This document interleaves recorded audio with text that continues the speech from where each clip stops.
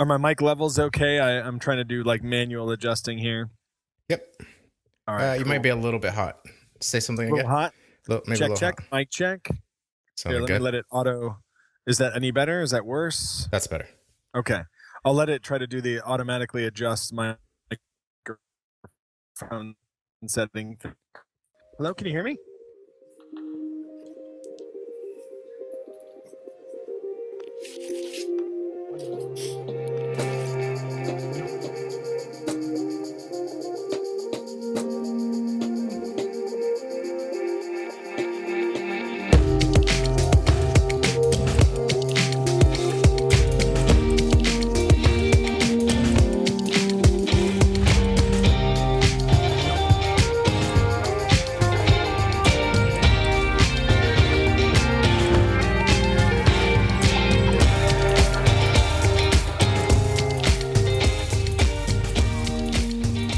If your ears are open, then the sound you're hearing is Stream Team Podcast, episode 21. I'm your lovable and oh so huggable host, Jamel Singleton, and with me today is my hetero life mate, my brother from another mother, Joe Hope. You son of a bitch. Good morning. How are you? Good, sir. How about yourself? Doing pretty good. Good. We're now done with Christmas. Mm-hmm. It's almost on to New Year's. New Year's Eve is tonight, to give everyone a little idea of where we're at time-wise. It's been a long time since we recorded. Exactly. I don't know what you're talking about. Although I did just realize we turned 21. This is our 21st episode. So Drink it. I know what we're doing tonight. That's right. If you are new to the program, welcome. Jamel and I hosted a panel named that theme song at the Phoenix Comic-Con Fan Fest this last month. We had a lot of great people come and join us, and some new likes to our Facebook page, and hopefully some new listeners. So if you're new, welcome. You're in for a treat.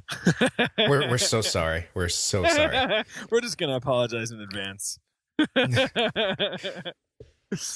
Yeah, it was really great. It was a really fun panel. We met a lot of really awesome people. Communicated afterwards with some of them on Facebook, and it's been just a really awesome experience. So hopefully we'll get a chance to do it again.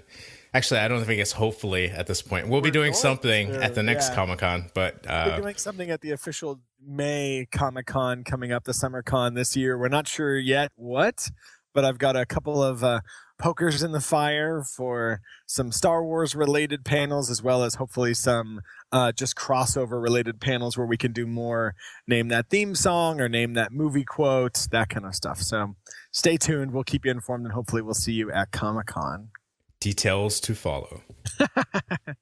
All right. Should we do like a quick breakdown for any new people of what to expect on the Stream Team Podcast? Sure. So if this is your first time listening to the Stream Team Podcast, the way we do this show is as such. We start each show with Press Rewind. It's a look back at some of the content we've been consuming over the past week or so. I say or so because it's been almost a month since we last recorded. Next is followed by Hot This Week. Hot This Week is our chance to look at the news and some of the rumors and things that have sprung up over the past couple of weeks, couple of months, things we're really excited about, such as Star Wars rumors, or I don't know, Miley Cyrus walking around with her out. What? That's not news anymore. After Hot This Week, we get into the main event. The main event is where we review a movie that's available on one of the streaming services such as Netflix, Hulu, Amazon Prime. This week, our choice is You're Next by Adam Wingard, etc., something. Starring some people, directed by a guy. Yeah, I haven't done that in so long. It feels weird. You did awesome. That was fantastic. Used to have a whole spiel like, if you haven't listened to the show before, check this out. We'll just copy and paste one of those in. There we go. No, dude, this was awesome. This was good. Okay, let's start the press rewind. What you got, buddy? What we gonna do right here is go back. Way back. Back into time. So this week on Press Rewind, I got to watch a movie. It's funny, I've been on vacation here for a week and a half now, and I thought I would have watched tons of movies, played tons of video games. And at this point, I've watched 2 movies, and I've played a grand total of 1 very awesome video game. I watched a couple movies over the break, over my vacation here for holiday and New Year's. One of the 2 movies is The Hobbit, The Battle for 5 Armies. Mist and shadow, cloud and shade. Will you have peace or war? All shall fade. I will have war. All shall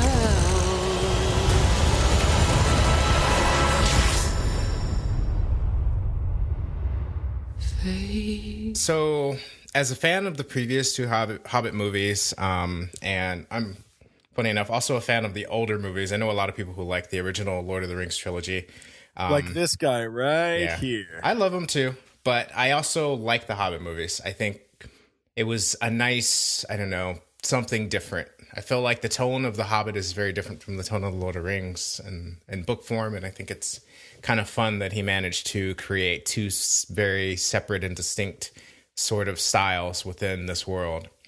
That said, the first 2 movies I thought were good. I thought the first one was good. I thought the second one was bordering on great based on my sensibilities. And this third one, I was drawing a lot of parallels to Sam Raimi and his Spider-Man trilogy.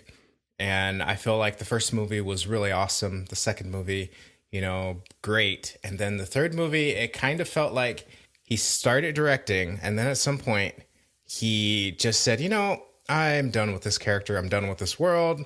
Somebody else direct this movie. I'm going to go get some coffee. So funny enough that you mentioned Sam Raimi. He just had an article out today that said he totally phoned in Spider-Man 3, that the studio was pressuring him to keep putting in Venom, and he didn't love Venom. He thought Venom was shoehorned into the movie, and because of that, he lost interest in the movie, in the character growth, in Venom as a villain. So yeah, you're spot on, man. He literally says, "Yeah, I screwed that one up. That's my fault. I didn't like what the studio was doing, and I didn't make it the best that I could." Yeah, and you can see it. I mean, it's been so long since I've seen it, I can't give you the exact moment, but there is an exact moment in the movie when you're watching, and you can see the switch flip from Sam Raimi stopped really directing this movie. And very much in that way, as you're watching the Battle of 5 Armies, there's a sort of a pinnacle scene at the beginning, and everything from that point forward, the quality just kind of slides. The quality of all the visual effects, the quality of the camera work, the movement, the storytelling, sort of setting the scene, everything. It doesn't feel like Peter Jackson anymore. It feels like a completely different director. And it gets so bad that by the end, they have this battle that's supposed to be huge, and they've built it up. I mean, they named the movie The Battle of 5 Armies, and there are 5 armies on a battlefield, and it doesn't look... Sure enough, there are 5 armies on a battlefield. But it looks like a fraction of the number of, I don't know, contestants, I guess you call them. I don't know what you call people in a battle, multiple armies in a battle. But the sheer number of people, that's not even sheer number. The number of people out there on the battlefield seems far smaller than even the group of orcs or Uruk-hai that lined up in front of, I forget the name of that, that lined up in front of Helm's Deep, to battle in the 2 towers. I mean, it looks like a fraction of the number. It's insane. And it's supposed to, they're building up this really big battle and hyping up this big thing, and it's just like nothing. It's really weird. It all feels very small scale. And because of that, there are points when the tide of the battle seems like it's supposed to be turning, but there's so few people on the battlefield anyway that it's hard to tell what's going on. You have to rely on the characters on screen saying, we're winning, and we're winning. Yeah. So I don't know. And there were lots of scenes where I felt like he was winking at the audience saying, "Hey guys, remember when I did this in that other movie that you guys really liked? Here it is again. Check it out. Hey, remember when Aragorn did this? It's happening again right in front of you, except it's Richard Armitage and he's a dwarf else now." So it was a very strange experience watching that movie, to go from really liking what's happening with the series to just hating every minute I'm sitting in that chair in the theater and wanting to get out. That sucks, man. I'm not gonna lie. Like, I have not enjoyed. I did not enjoy the Hobbit. I've skipped the Desolation of Smaug because I did not enjoy it, and the reviews were bad. And same thing with Battle of Five Armies. Like, I just feel like Jackson is cashing in and not really caring. I own the extended editions of the original Lord of the Rings trilogy. That's how much I loved it, and I still will watch it. I think it's fantastic. But I turning a single book into 3 movies seemed way too bloated to me, and I think the proof is in the pudding. I think it shows. Yeah. Sadly, it's really sad. I think he came up with some good ideas for stretching things out and some good characters. I think the Uruk-hai baddies in the first 2 movies were really awesome, and the fact that they're all CG just kind of blows my mind, because as far as effects go, those are some of the best I've seen just in general, those 2 characters. Sure. I think the first Uruk-hai looks terrible in the first movie, but by the second movie they figured it out and they added another one, and they're both really amazing looking. But then the third movie, it's like they spent all of the money just on those 2, and everything else kind of just looks awful. Ugh, that sucks, dude. Yeah. Looks like a video game. So for my press rewind, I just really quickly wanted to cover. I finally got around to watching the whole first season of Agents of S.H.I.E.L.D. on Netflix. What does S.H.I.E.L.D. stand for, Agent Ward? Strategic Homeland Intervention, Enforcement, and Logistics Division. And what does that mean to you? It means someone really wanted our initials to spell out S.H.I.E.L.D. I'm clearance level 6. I know that Agent Coulson was killed in action before the Battle of New York. Welcome to level 7. What is that? That's a superhero, Agent Ward.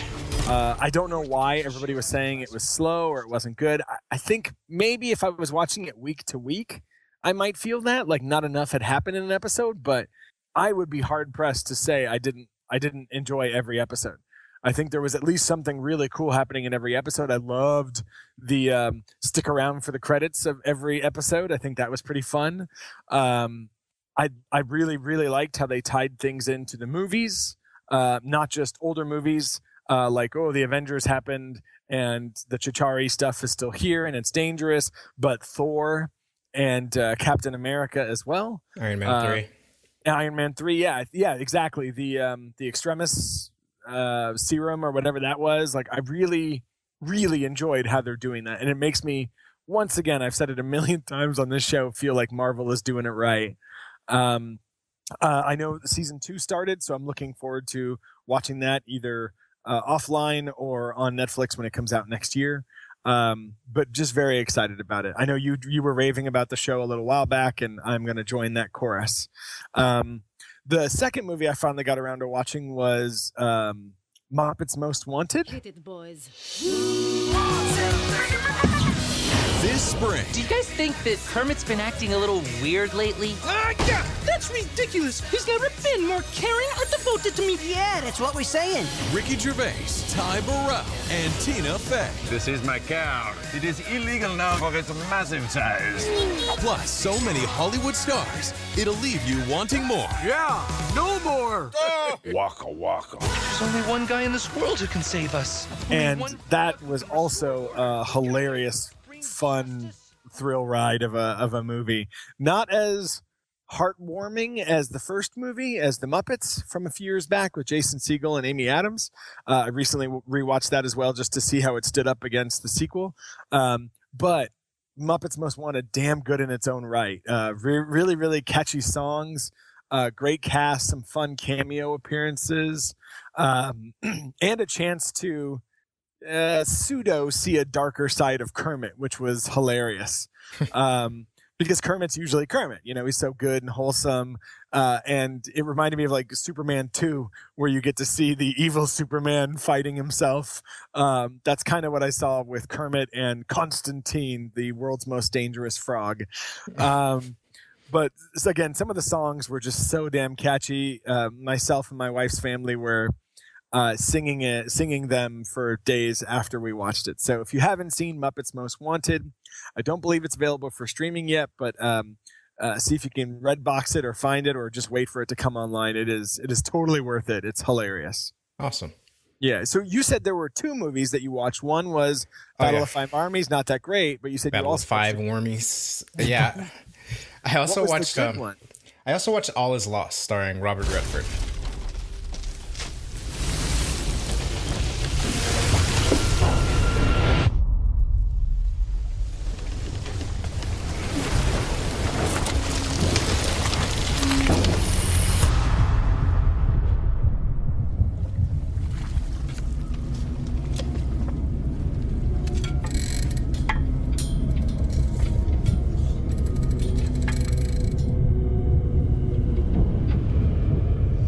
This is a movie that is available on Netflix right now, streaming. It's the best way to explain it. It's a survival story. Robert Redford is out sailing in the middle of the ocean, and he wakes up one morning to find that there's water in his boat. Curiously, he kind of gets up, gets out of his bed, walks through the cabin of the boat, goes up on deck, and looks and sees that a giant shipping container has fallen in the water. It's kind of just floating, and it seemed to have bumped into his boat while it was parked for the night. And so he begins working on trying to dislodge that container and then start repairing his boat and figuring out, what he's going to do, what kind of damage has been done while he was sleeping. And with that simple premise, it kind of rolls into one of the most amazing survival stories I've ever seen. It's fantastic. And the best part about it is it's just Redford. That's it. There's no other cast. I think there's a couple of voices that pop up here and there, but most of it's kind of completely unclear and you can't really hear or understand what they're saying. And you get maybe a paragraph of dialogue from Redford through the entire movie. It's all him just doing things, sailing, trying to sail, trying to fix little problems as they spring up, and trying to survive as things continue to go wrong. It's thrilling, and I watched it with my wife Maria, and it was really funny because the way she'll explain it now, if you talk to her, is for her it was like watching a horror movie. Like the way she was curled up on the couch as we were watching it, just like sometimes covering her eyes, like saying, "Oh no!" Like it's terrifying to see something like this that could really happen. I think the most terrifying things in life when it comes to horror are things that feel plausible. So you're out in the middle of the ocean, you're all by yourself, and your best ways of communicating or getting help are gone, and your vessel, or the one thing you have to survive, is sort of falling apart underneath you. What do? And watching him sort of fumble through surviving and keeping it together out there in the middle of the ocean is just... It's an amazing thing to watch and see. And I know very little about sailing. And one of the fun things about the movie as well is that it seems like he's just learning. Like maybe he hasn't had this boat a long time and he knows some of the survival things you're supposed to do, but in theory. So, at times you see him. Yeah, exactly. So at times you see him pick up a book and actually start reading like, okay, what do I do if this happens? Sort of thing. That's badass. Yeah, it's really awesome. And you see him do things as well on the ship. And even not being a sailor, you see him do things and you think like, I think that might've been a mistake. And then when something bad happens, you're like, oh no, that was a mistake. It's like, he also doesn't know exactly what he's doing. And sometimes he's making dire mistakes, and everything he does at this point becomes critical, to his survival. So it was really, really awesome. Absolutely worth the stream. Anybody who just loves movies should really check it out, especially those who've been watching Redford for a really long time. One of the really hard things about that movie is he is getting older, and he does look, very old and frail in this movie, crawling around on a boat and climbing up ropes and pulling ropes and doing things that, all of the physical, strenuous work that you have to do to sail a ship. He's got to be 70s, right? Yeah, I think so. At least. Jeez, man. Yeah, I remember even in The Winter Soldier, Captain America, The Winter Soldier, he was looking rough. You know what I mean? And that's just age. He didn't look bad. It just looked like, wow, some new wrinkles. He looks a little skinnier. I can't imagine if he's like shirtless on a boat or, waterlogged on a boat, how frail he must look. It, must show a lot about the human condition as well. Yeah, you feel for him. You're like, you feel like you're just looking at somebody's dad or somebody's grandpa going through hell. And it's really hard, but at the same time, it's so compelling. You just can't take your eyes off of it. It reminds me a lot of Castaway, but thinking back on Castaway after seeing this movie, it's funny to see how much more brave they were when they did All Is Lost, because the idea of a man just being out there and not having any dialogue with anybody and just doing things. There's, as far as I can remember, there wasn't very much score. If there was, it was very sparse. It was just the sounds of the water and the boat creaking and the wind and the rain and thunder, Jeez, man. So yeah, I love that. That sounds awesome. Great. I'll have to give it a watch. You should give it a watch. It's a good sit. I'm gonna.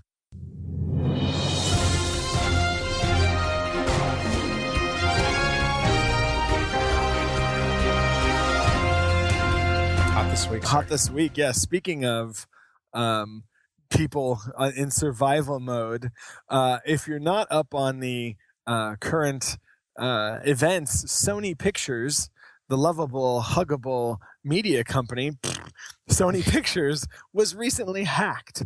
And with that hack came a lot of released emails from executives about actors and actresses and movie productions. And also, they believed that the Sony hack was due to the release of a Sony movie coming out in which Americans kill a sitting dictator. You may have heard of this movie. It's called The Interview. It stars Seth Rogen and James. What did James Franco? Yeah, but what did somebody could just call him? James Flaco. Some actor at an award show just called him James Flaco. James Franco. Yes. So The Interview. It looks like a horrible movie in which James Franco and Seth Rogen are tasked by the CIA to kill Kim Jong-un, the dictator of North Korea. So Sony got hacked. The U.S. government blames North Korea for the hack. North Korea apparently also said, if you release The Interview in theaters, we will destroy you. And so for a good solid week there, it looked like Sony was not going to release The Interview at all. So I thought it was that Korea was denying having anything to do with it, and Correct. that it was done under the guise of some hacker group, and that they were going to bomb random theaters that were showing the movie. Yes, like ISIS style. They're going to take over places and terrorism. It was meant to look as if it was some homegrown terrorism thing happening here in the States. Either way, the whole thing, it sounds like the plot of a friggin' movie. Yes. Sony, President Obama even came on and said, we're disappointed that Sony decided not to release this movie.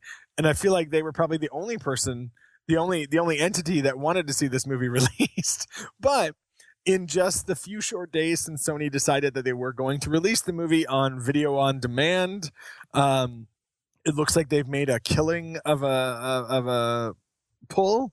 I think it was like $2 million in the few theaters that were released, and something like $8 million or $12 million in video on demand sales from people streaming this movie. I mean, it got to the point, the zeitgeist for this movie got to the point where people were saying, you're not an American if you don't watch The Interview this holiday season, which apparently I'm a Canadian because I didn't want to see that POS anyway.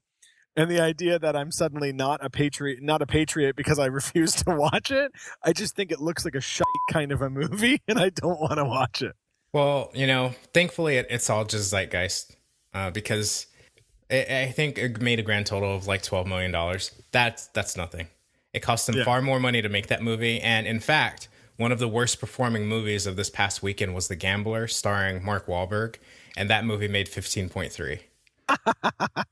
Good to know. Go Mark Wahlberg. So yeah, don't let all the hype. I was caught up in the idea of the hype. I was so disappointed in people going to see that movie, and I thought, if it makes a lot of money and they make their money back, I'm just gonna have to, I don't know, move or something. I don't know.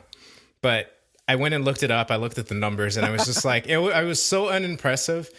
It was unbelievable. So I am happy. I feel like a better American knowing that the real Americans did not go see that movie. And thank God, man. It looks horrible. Yeah. That is 12 point something million dollars is pretty much all the stoners in the U.S. going to every location. Nice. So now that they've all seen it, we're done. Sony can close the coffers. There's no more money coming in. What about you? What exciting news do you have? I don't know if it's exciting news as much as just kind of a like crazy WTF kind of thing. So I posted on the Stream Team Facebook page earlier this week a trailer for a movie called Dragon Blade. This movie stars, and I kid you not, ladies and gentlemen, John Cusack. Good actor, solid actor. Absolutely. Adrian Brody. Oh, another good A-list kind of actor. Yep. And Jackie Chan. Wait, what? You know, it's still not crazy yet though, you know? Because this could totally just be a comedy, right. You know, that's... Right, maybe a Rush Hour type. We get some serious actors and Jackie Chan in there. Right, and, you know, it wouldn't be weird at all unless I told you that the movie is about the Roman Empire invading China in the early years of human existence. I'm a little less with you, but I'm still on board. John Cusack okay. with a sword and armor. What? And a beard. John, well, he was good in Gross Point Blank with the gun, so maybe with a sword. And what is Adrian Brody doing in this movie? Well, he is, funny enough, he's also wearing armor and a cape and a sword. Adrian Brody from The Jacket, Adrian Brody, or like brooding eyes. Brothers Bloom, that guy with a sword. Yes. What's Jackie Chan doing in this movie? The pianist. If that movie was so good and it was called The Pianist, they should have made this movie bad and just called it The Pianist. Yeah. I also saw the trailer for this, and man, somebody said it best online. They said it looked like a fake trailer done by SNL, Saturday Night Live, and I thought that was about right. Yeah, it reminds me of those trailers at the beginning of Tropic Thunder. Yeah. It's like these are the trailers starting another movie starring Jackie Chan and John Cusack where they're actually actors. Yeah, it's insane. This movie got made. It is insane. Everybody should go to the page and check out the trailer. One fun fact is the starring actress in the movie we are reviewing today, You're Next, is actually in the movie Dragon Blade. She plays some evil queen or something. So I imagine she's probably the one giving Adrian Brody his marching orders in the movie. Sounds hot. It does indeed. All right. Speaking of the main event. Oh, is it time? I think it might be time. Do we need to get warmed up? Do we need to? Let's do it. Let's do some push-ups, some jumping jacks. Jumping jacks. All right. Get your heart rate up. Me. Ma. Remember, in through the nose, out through the mouth. Ladies and gentlemen. I thought it was in through the mouth, out through the eye. Keep going.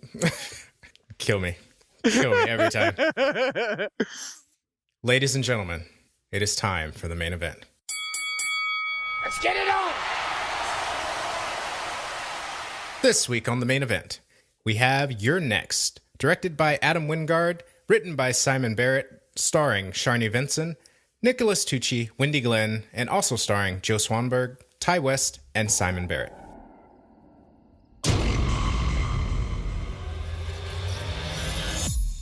What is that?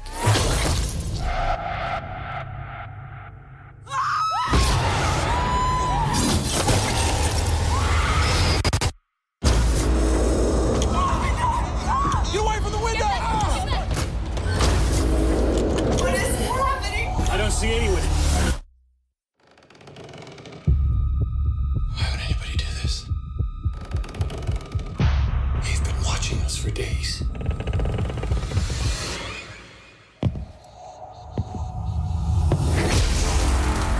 This wasn't a random attack. I'm next. You're next. No, you're next. No, I'm next. No, you next. All right. First, the spoiler-free review. Yes. Holy crap, this movie. Wait, why don't you read the synopsis for us real quick? I had to close out of all my windows. Dang it, Joe. Hold on. It's coming. Hold on. hold on. Edit out all of this crap. I'm leaving it. No. When the Davison family, here, I'll start over again. Joe, why don't you give us the synopsis for this movie? Excellent, because I have it right here. When the Davison family comes under... Joe, read from the diaphragm. When the Davison family comes under attack during their wedding anniversary getaway, the gang of mysterious killers soon learns that one of the victims harbors a secret talent for fighting back. Oh my. Nice read, sir. Thank you. I'm all moist. Wait, what? So, spoiler-free review. I didn't quite know what to expect for this movie. I'd kind of seen something about it when it first came out a little while back because people were saying it was a really fun horror movie that it took some unexpected turns, had some good jump scares and things like that. And I would agree with that. I would agree with all of those statements. It is a fun movie. It is a little gross in some places. It definitely takes you to places you don't expect, and it definitely turns a lot. There are a lot of turns by characters and plot. I still have some lingering questions about this movie as to, like some of the things that happened, some of the events that took place, some of the characters, and why they were doing certain things. But overall, I enjoyed this movie. I think we watched it not too far away from Halloween. Yeah. And I think that was a perfect kind of Halloween type movie where you could curl up with an ice cold beverage and some popcorn and watch this and see people dying. I thought you were going to say curl up with a pumpkin and a Snickers bar. You know how you do. Everybody does it differently. Oh, hello, pumpkin. Some pumpkin so spice soft. latte. Hey, pumpkin. No, if you're touching a soft pumpkin, it's probably at least 2 months old, and that's gross. That means it's just right. But good action in this movie. I think more than character development, more than even acting ability in this movie, I think just cleverness is probably what elevated this movie for me.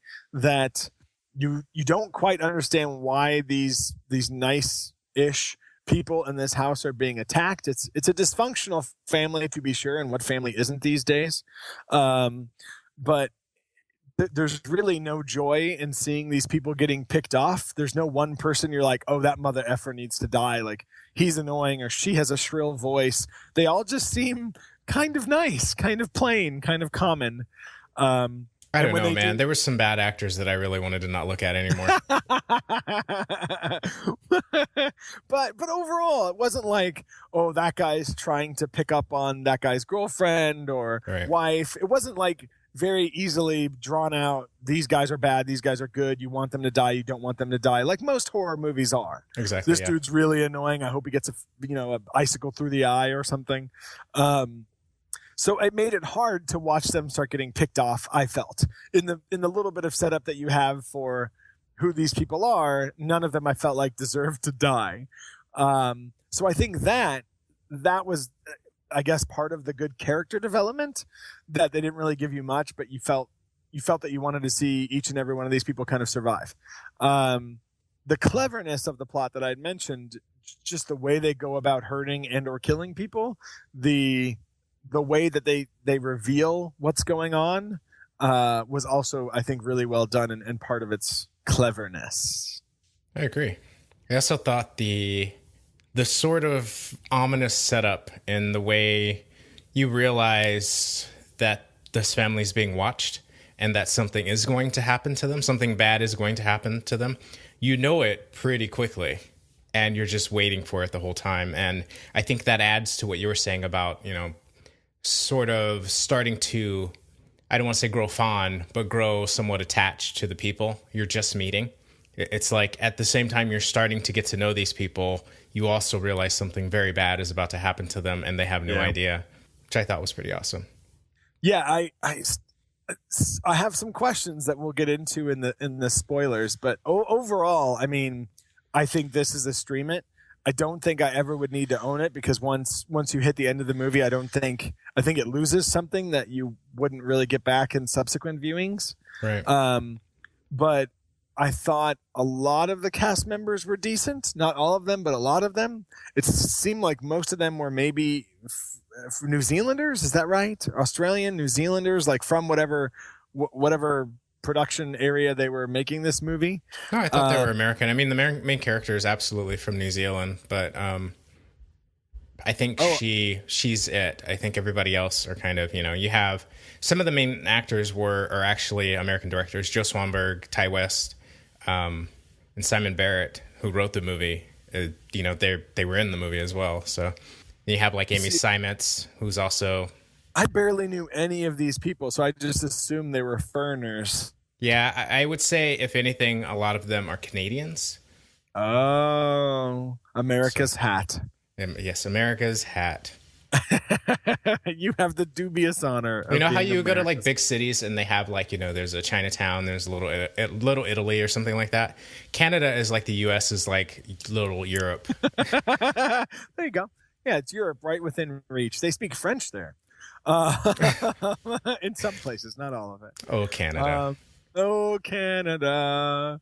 But overall, yeah, I think it's a stream it. If you can do it during started at 10 o'clock and let it go well into the night, or started even later. I think if the lights are off and it's dark outside, even better.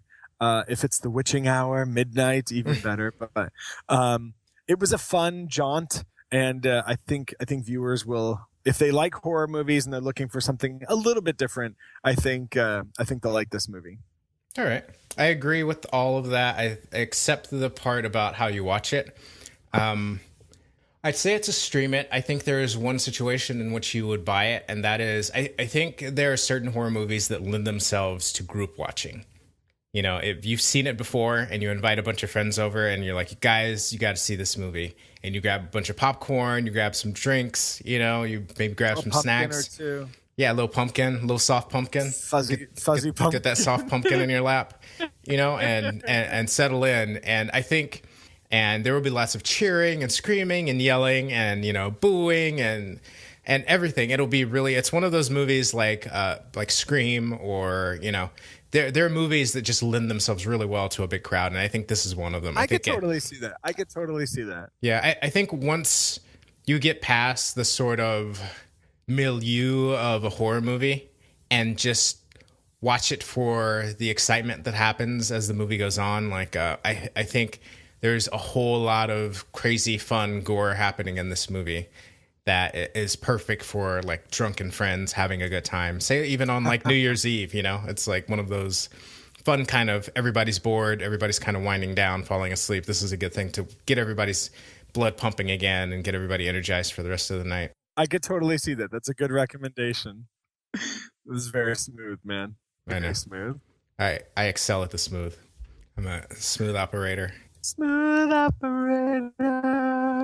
You got a little bit of Gus from that radio episode of Psych. Oh, yeah. Oh, yeah. Okay, so I think it's time to spoil the shit out of this movie. Do you want to spoil it? It's not great unless we spoil it. All right, man. If you say so, let's spoil it. Mr. Darcy is a nice bloke. They get together in the end. Rosebud is a sled, and Harvey the rabbit's not pretend. Bruce is a ghost in the sixth sense. The family in the others are too. That's your wife's head in a box, Brad. So wish John Doe adieu. What's in the box? What's in the box? Dumbledore dies, Trinity dies, Norman Bates is his mother, he's in a disguise. Snoop dies, Omar dies, and no one really understands Mulholland Drive. It's true, it's true. We're gonna spoil it for you. It's true. Yeah, it's true. To the victor go the spoils.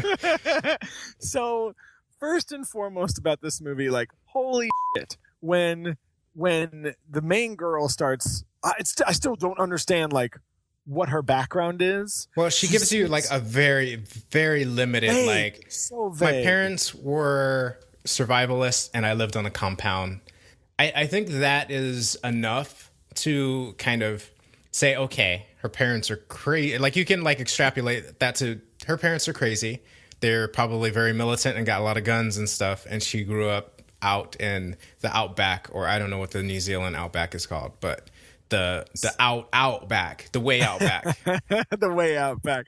So I also watched Skyfall recently, and there's the scene in Skyfall where James Bond and M and the old groundskeeper Willie are trying to not Sean Connery, as I like to call him. Not Sean Connery. And they're trying to like set up the house to be protected against these bad guys coming. And they're like putting gasoline and light fixtures and screws and nuts and bolts and stuff so it'll hurt the shrapnel to hurt someone. That's the kind of level. I mean, those are master spies. That's the kind of level of training I felt like this main character had. Erin, I think her name is. Like, holy shit, dude. The fact that she nailed spikes through a piece of wood, had the presence of mind to set it up under a window. Not just one strip out in the open where the guy can see and think, haha, I'm not going to step on that. But the strip just behind that one that the idiot can't see and steps on and then starts to scream about. Like, that is some next level shit. And that's what I'm talking about. Like, I don't know that if I was in a situation like that, I would have the presence of mind to do half the things this chick is setting up. The crazy swing down from the ceiling device, whatever the hell that thing was, that asked you if you could come in your house or something. Let me ask you if I could come in. Yeah. It's the police. Can I come in? Let me ask you if I could come in. It's funny you thought of Skyfall. There was only one movie at the front of my mind the entire time I was watching that. I was like, holy shit, this movie turned into rated R Home Alone. Yes, she is a all grown up Macaulay Culkin. Yeah. What if Macaulay Culkin was murderous? That would have been a completely different movie. What's his name in that movie, Kevin? What if young Kevin grew up and found himself in the same situation when he was in his 30s? Yeah. He'd be straight killing people. What if the movie We Need to Talk About Kevin was actually about Kevin from Home Alone? That would be a movie I would see. Absolutely. You did see it. Absolutely. Holy shit. Yeah, that's right. So almost. I mean, that's my problem with the movie, funny enough.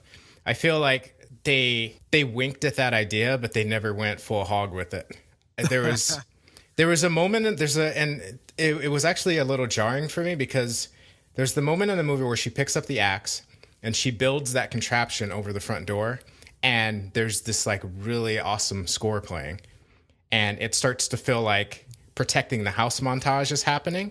But she builds that one thing, the music stops, and then she just picks up a baseball bat and waits for one of the guys to come into the house, and that's like it. You fully expected it to be like string hanging from wires. Yeah, I was like, that was the part I was sitting on the couch. I was like standing, you know me, I like to Tom Cruise it, and I start standing up on the couch.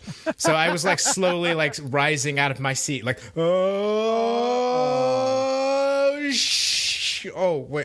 Oh, it's over. It's over. She's just all right.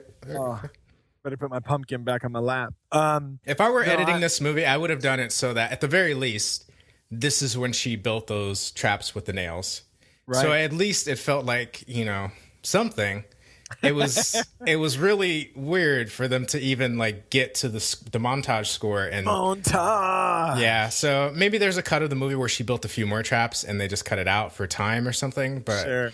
Man, I was like, yeah, buddy. I can't remember if I said this movie was unflinching earlier, but it kind of builds.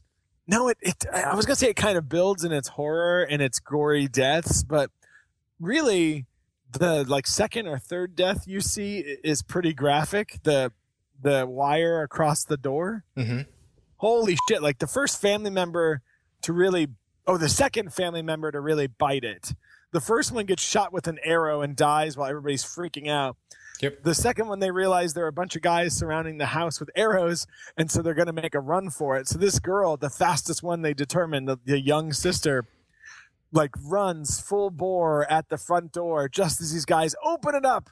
And she's going to make a break for the car and, find help or whatever. And unbeknownst to them, the bad guys have hung a like a piano wire, tinsel wire, like right across where her neck is, and like a garrote, and she just full on half decapitates herself. And it is brutal to watch her like fall down with her family members crying and blood squirting, and just see her like choking out there on the floor. Unflinching would be a good way to say it. There are a couple more deaths like that and harmful situations like that where I just flinched like every time it happened. And I think in that ways the movie was brutal. And I think what was so brutal about the lead girl was that she gave it as good as she got it. Right. Some of the situations she set up for these bastards hunting them was awesome. It was. It was inventive and different, and it was fun because unlike the family who gets attacked unexpectedly, these guys are the attackers and they're viciously killing these people, and they're wearing masks, so they have no personality. They're nobody to you. You feel nothing for them except for they should die. And so watching her take them out one by one brutally is actually satisfying. And again, it gets back to the idea of like being excited about gore and wanton violence and stuff. Yeah, at that point, you're happy that people are dying. Yes, very happy. So to get into further spoiler territory, I guess, you find out that one of the family members is behind this, that they're trying to kill the parents so they can inherit everything. They're trying to kill everybody, really, so they can inherit everything. The further turn right at the end of the movie is that once all the bad guys are dead and all the family members are dead and the main girl is the last surviving member, you remember that she sent her boyfriend out, the guy who brought her here, the guy who's a son of the parents and all the family members, and assumed to be dead. And assumed to be dead. He took off, and you don't really know what's happening with him. You assume that he died. He is revealed to be another mastermind behind this whole thing who was squeamish and couldn't be present while they killed everybody, including his fiancée. Not his fiancée. Is it just his girlfriend at this point? Well, no, he didn't want her to die. That was part of the problem with the plan, was not only that she was crazy survivalist lady, but they wanted to make sure she survived because they needed a non-family member witness. That's right. Initially, initially they were going easy on her because they weren't trying to kill her, really. And then when she started going crazy and killing everybody, that all changed. Yeah, because the bad guys were dying. Yeah. Yeah. So again, the whole twisting plot that one of the family members is, because at first when they start killing people, they kill random people, it looks like, down the street, and you're not entirely sure why. Then they start knocking off the family, and it almost seems like a Purge type movie. And then it's revealed that one of the siblings is behind it, and then you really want him to die. You find out that his girlfriend is involved, and you want her to die. And then you're really rooting for this main girl as she starts killing the bad guys, and then it's revealed that her boyfriend is also behind it, and then you want that son of a bitch to die hard. Yeah, die hard.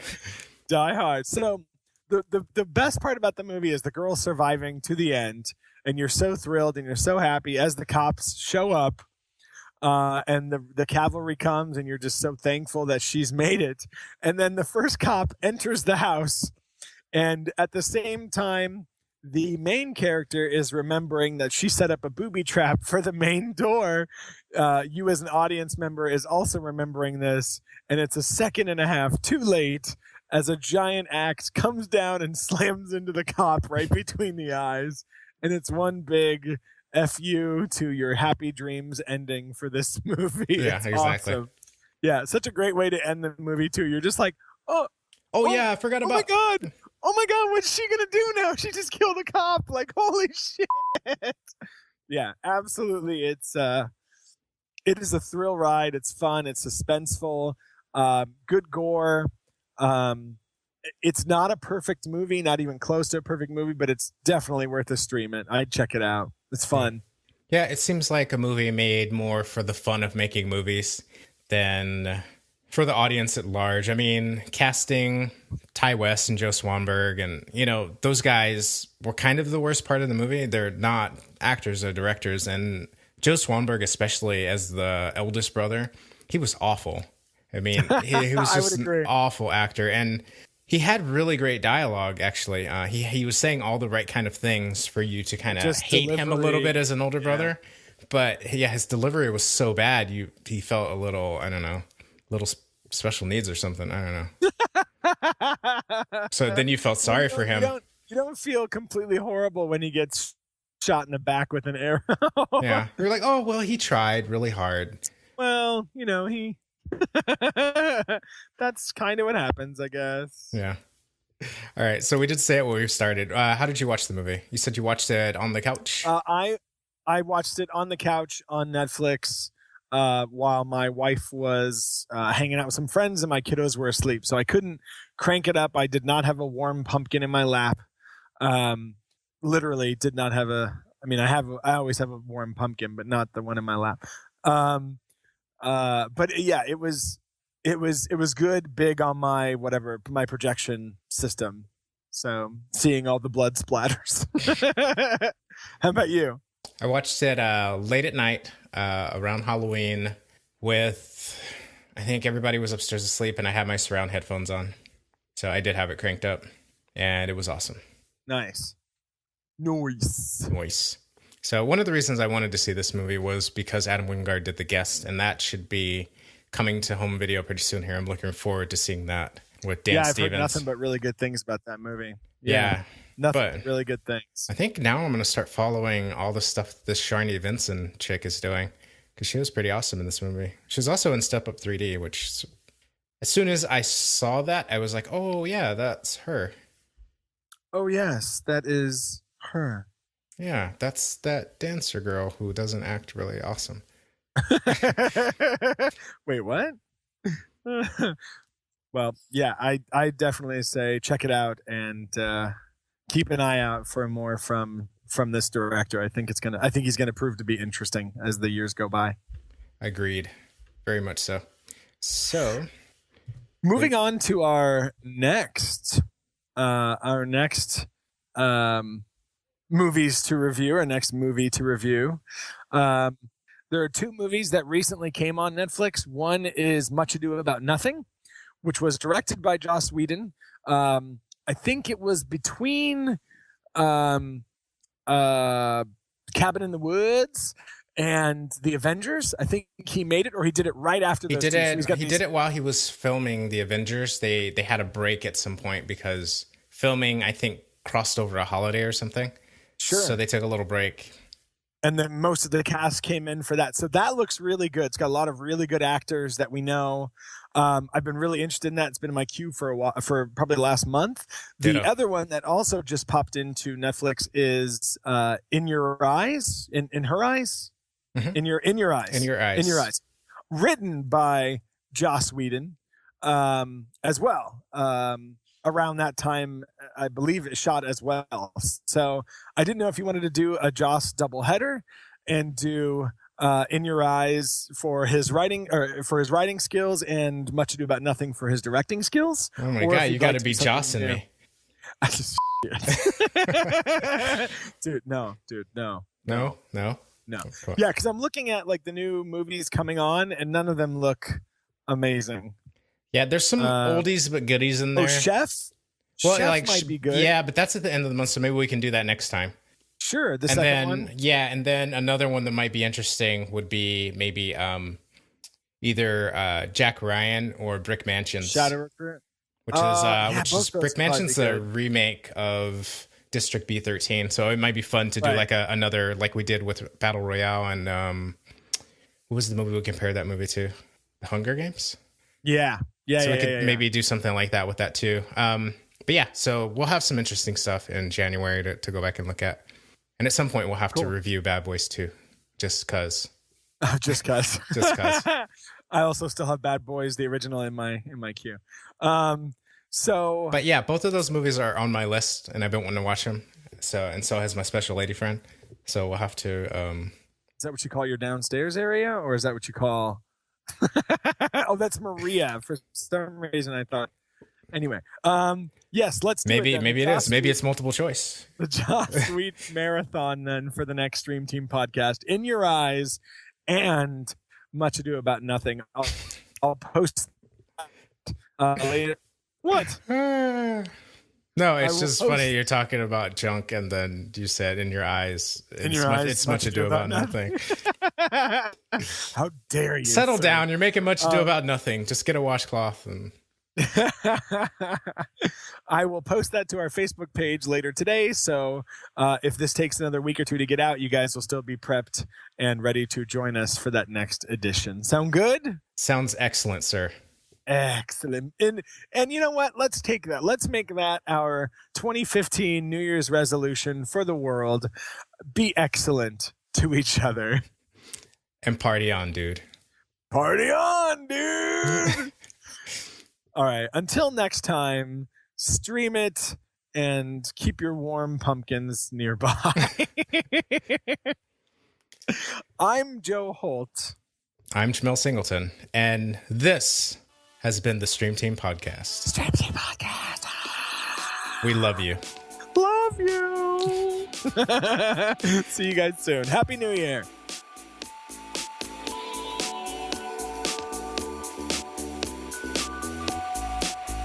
The Stream Team Podcast is filmed in front of a live studio audience and features music by Broke for Free and the Not Quite Quartet. For show notes or more info, visit streamteampodcast.com, facebook.com/streamteampodcast, and don't forget to review our show on stitcher.com and on iTunes.